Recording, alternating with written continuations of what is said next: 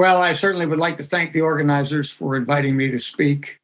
It's a great honor and a privilege to join such a distinguished group. What I'd like to talk about today is something that I think most of you are very well acquainted with, and that is problems that we confront as we live in these very difficult and traumatic times. We confront challenges that grow each day, challenges which not only threaten our well-being, but perhaps the very existence of this planet. Unfortunately, I would say so far our responses to many of these challenges have been characterized by denial, confusion, dissension, and delay, often driven not only by ignorance, but by greed or national agendas at odds with the broader needs of our citizens and the greater international community. In the short time that I have, permit me to mention two challenges that I think also need to be addressed, along with the many others that you will be addressing in this program or have addressed in this program already. First, I'd like to mention the continued proliferation of weapons of mass destruction. Despite the fact that we have treaties such as the Treaty on Non-Proliferation of Nuclear Weapons and the Chemical Weapons and Biological Conventions, which include nearly all nations, several states today remain outside of these treaties and are known to have or are developing nuclear or other weapons of mass destruction.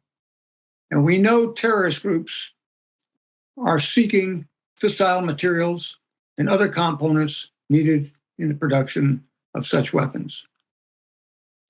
Furthermore, one of the principal parties to the Treaty on the Non-Proliferation of Nuclear Weapons has recently threatened to use nuclear weapons and is suspected of having used or is preparing to use chemical weapons in its unprovoked invasion of another country.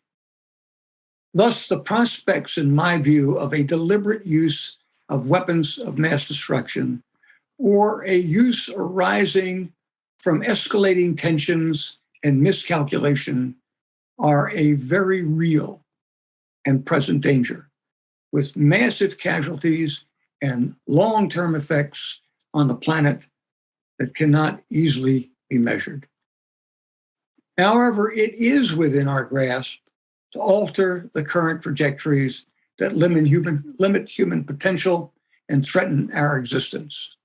We must guarantee that the consequences of any use of nuclear, chemical, biological, or radiological weapons are so odious that no state would dare to do so. We also must redouble our efforts to further reduce the numbers and availability of such weapons and reinvest our scientific potential in technologies that will advance humanity. The second thing I'd like to mention is income inequality, both within and among nations. Just 1.1% of the global population hold nearly half of the world's wealth. Over 55% of the world's population hold only 1.3% of total global wealth. And unfortunately, ladies and gentlemen, the gap is growing between the rich, super rich, and the rest of human society. Moreover, COVID has exacerbated the problem. 2020 marked the steepest increase on record of the global billionaires' share of the wealth.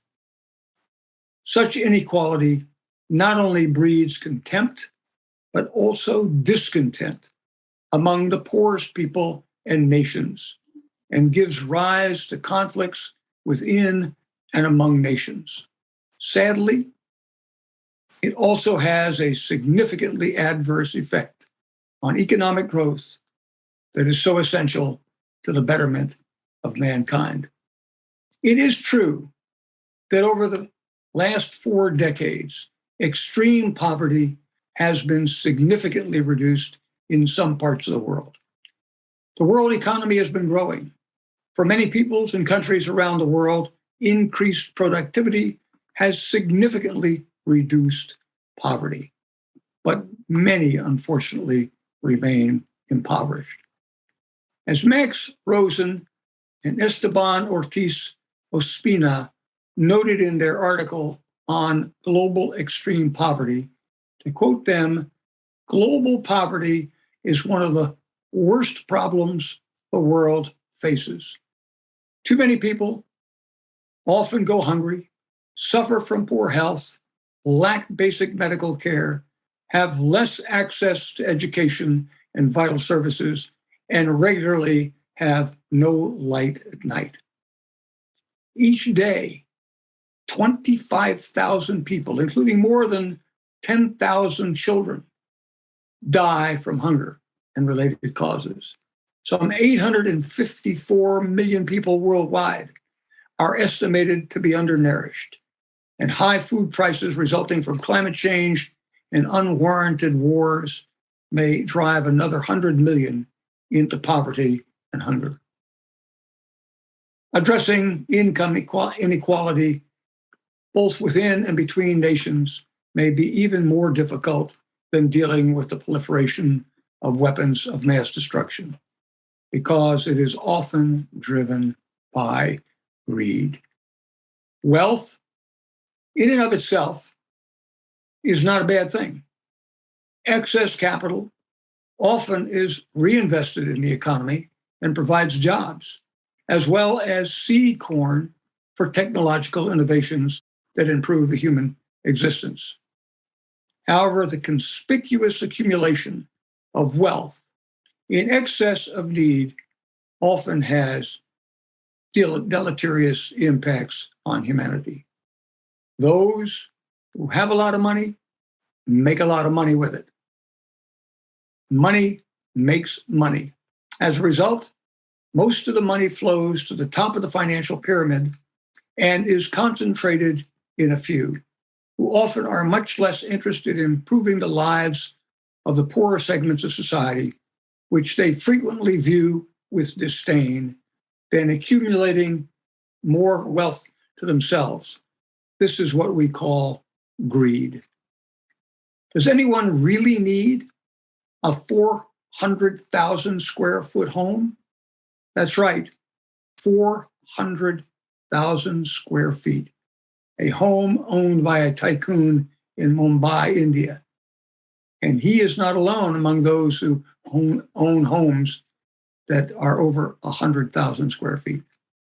Who needs a 590-foot mega yacht? You can buy one today from the Emir of Abu Dhabi. Or maybe you can make an offer to Russian billionaire Alshir Usmanov for his 500-plus foot yacht. And again, those people are not alone among those who own such mega yachts. It is sometimes argued that the building of such homes and mega yachts have a positive economic impact. But does that money trickle down to those in need? The answer, if you look around the globe, seems self-evident. In today's society, the rich get richer and the others become relatively poor. The gap between the rich and the poor is growing in leaps and bounds. The price of this is the lives of billions of people who, given better health and education, would contribute greatly to improving the human condition. This inequity, ladies and gentlemen, must not stand. Can it be changed? Not easily. Money talks. Money not only buys mega yachts and mega homes, it buys autocrats and democrats. The latter, often through legally authorized massive donations in support of campaigns, which then get those people elected to office.